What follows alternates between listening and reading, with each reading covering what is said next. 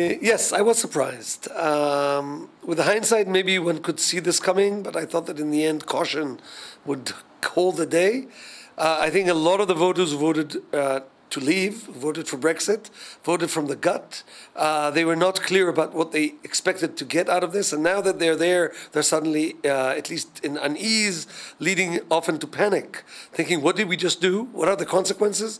I think it's very significant that Boris Johnson, who led the Leave campaign, was the first to say, let's not hurry, let's not be hasty here, we can postpone this indefinitely. In other words, we wanted the symbolic victory, we don't want implementation, we don't know what it would lead to.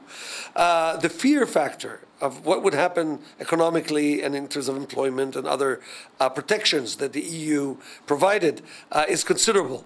But that's not what, in the end, determined the elections, which is why I was surprised. I thought it would. So what would happen next? It's very hard to say at this point because the Leave campaign banked on the fact that now there's going to be a very long, protracted negotiation where the British will basically be able to maintain most of the advantages of being in the EU without being in the EU. The model here is Norway. Norway negotiated a long time ago a deal where they're part of the common European market, but they're not part of the EU. But that was negotiated under favorable conditions. At this point, I think the British will find it much harder. They won't, basically, they will not find partners who will easily be willing to give them everything they want. They were European partners. They're worried about somebody else following right after Brexit. If there will be an exit, that will be the end of the European Union. They can handle one. They can contain the damage of one major player leaving. But two major players, this will look like the rats abandoning the ship, and that's going to be the end. In order to prevent that, they cannot allow the British to come out and yet remain on top. And so there's a lot of pressure within Europe not to allow the British to get away with this, which is why they're pressuring them to start the process now, and they do not, and they're unwilling to give them preferential treatment in the negotiations.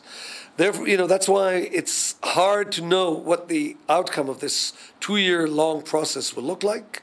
It's probably going to take much more than 2 years because now Cameron, even though Cameron said, that he will start this immediately, that was a bluff.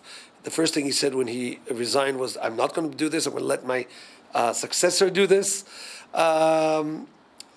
Also, I would say that the economic problems are not the only problems the British are facing now. They're facing multiple problems of unity. The question, who are the British? Who are we?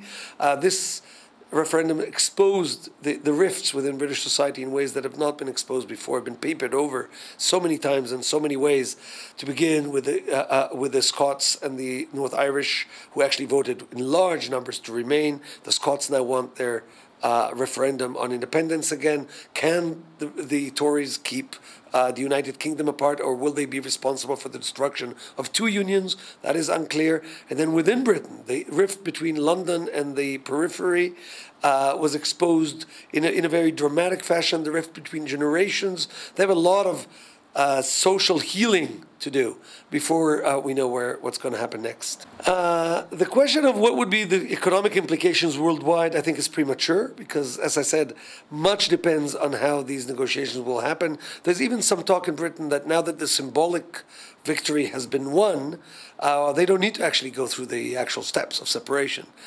They will just let it, wait for 5 years, then do a second referendum or something. Even the Brexit camp is quite fearful of the consequences.